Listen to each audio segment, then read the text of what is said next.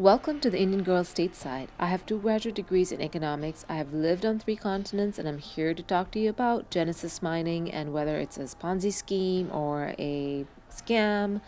But first, I wanted to throw out a disclaimer. I'm not a financial advisor. This episode is for informational purposes only and should not be considered as financial advice.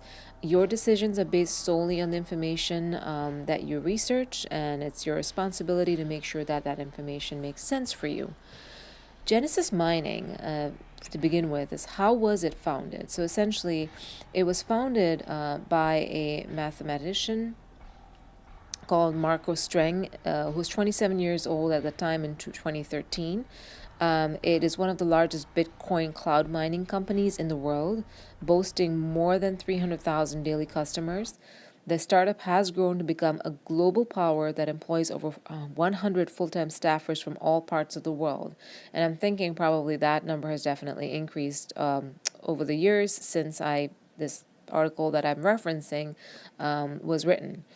Prior to developing the idea for Genesis mining, Streng was on pace to become a mathematician, dropping out of college amidst his training to pursue his business idea full time. Streng would eventually team up with two entrepreneurs and begin incubating a concept that would eventually reshape how today's digital generation makes purchases and accumulates wealth. Bootstrapping from the start, as the growth of the company began to accelerate, venture capitalists began expressing interest in funding the startup. But the founding team decided against taking outside investment. Instead, the team turned to using profits to fuel growth, which is a very uncommon tactic for hyper-growth startups. And that's an interesting fact. Just wanted to go over some fundamentals of where the company was founded, who the owners are, who founded the company. So just wanted to give you that background. Now, fast forward 2017. A lot of the articles that I've read say and talk about Genesis Mining being a Ponzi scheme because of the fact that it was hacked in July of this year. Let me kind of go through the details of the hacking. Earlier this year, Genesis Mining development team had announced that an unauthorized intrusion by an undisclosed attacker was discovered, and as a result, funds stored in the company's hot wallet were stolen and transferred to an external wallet. Just to give you some background on what the hot and cold wallets are. Most companies in the space operate a hot and cold wallet system.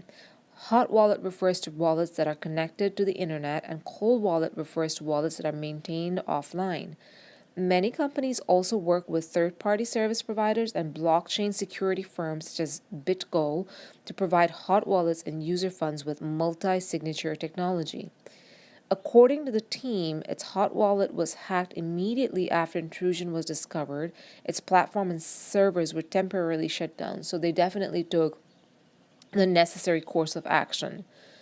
Fortunately, the scale of attack and the loss of client funds weren't substantial, and the company has been able to reimburse users, though payments were slightly delayed at that point in time.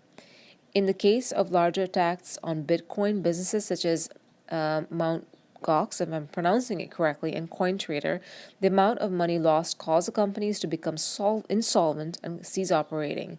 In this case, Genesis Mining was strong enough to survive the hacking, unlike the other ones that were out there. So just wanted to break down two complaints and kind of look at it analytically as to whether and why people consider this as a Ponzi scheme or as a scam, and kind of debunk a lot of these myths. Number one, the most often heard complaint about Genesis Mining is how its cryptocurrency cloud mining service is not necessarily profitable. There has been acknowledgement that may certainly be the case as customers buy into a 1-year contract or longer without really knowing what the future holds. The company provides its rates of return and fees upfront, which allows for some basic calculations to be made.